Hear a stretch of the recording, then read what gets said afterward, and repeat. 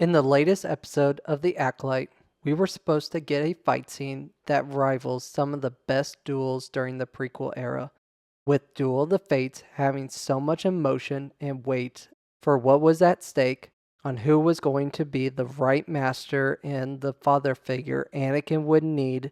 Battle of the Heroes is also one of the best duels in all of cinematic history, the duel between master and apprentice that shapes the rest of the events for the original trilogy. Both of them choreographed to perfection by Nick Gillard, and why Lucasfilm does not have him in all Star Wars projects is beyond me. So did this duel live up to the hype of two of the most famous duels during the prequel era? Well, shocker everyone, it wasn't even close. I will have to say that this duel is way better than any duel that we got during the sequel trilogy. I will give them that. But they still have a lot of work ahead of them. We finally see the reveal of the Sith, and we know that it is a Sith because 1, he literally says it when he's fighting Master Soul. 2, he carries a red lightsaber and wants a life with no rules where he can be more powerful than any other Jedi.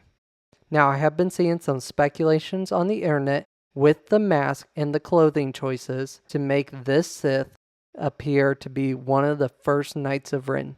I do not hate this theory, and I hope we get a little bit more of a backstory on how this Sith became to be.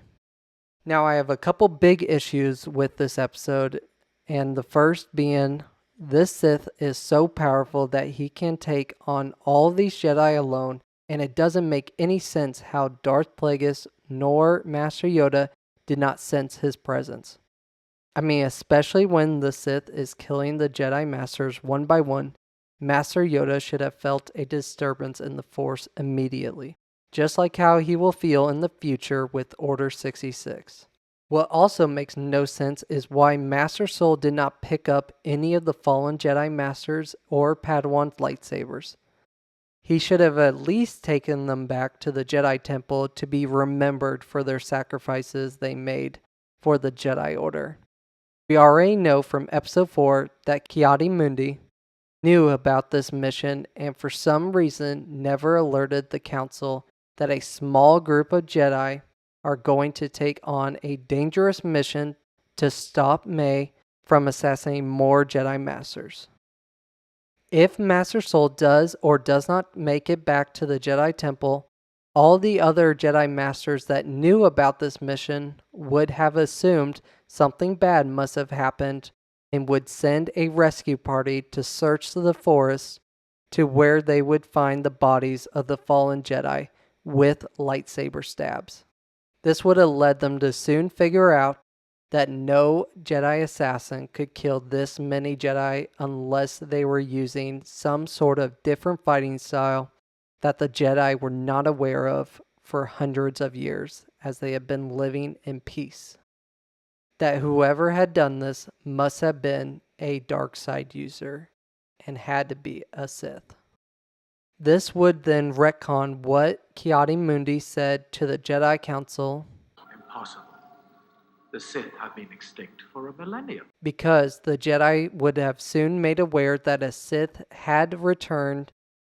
Lastly, it also makes no sense after the duel when Master Soul and May walk back to the ship that Master Soul does not sense May's presence, since she is trying to disguise herself as being her sister to try to assassinate Master Soul to possibly make it up to her master and for her to learn more about the Sith.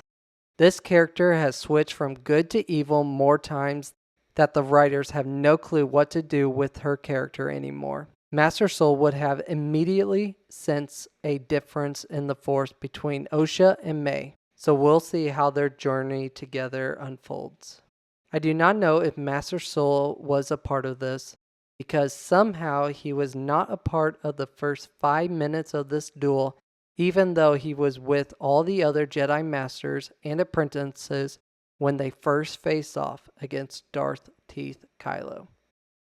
The more I try to understand what this show is trying to portray, the more that it hurts my head, and the fact that they have broken so much lore that George worked so hard on the prequels to try to give us a great story 1 through 6 and the Clone Wars.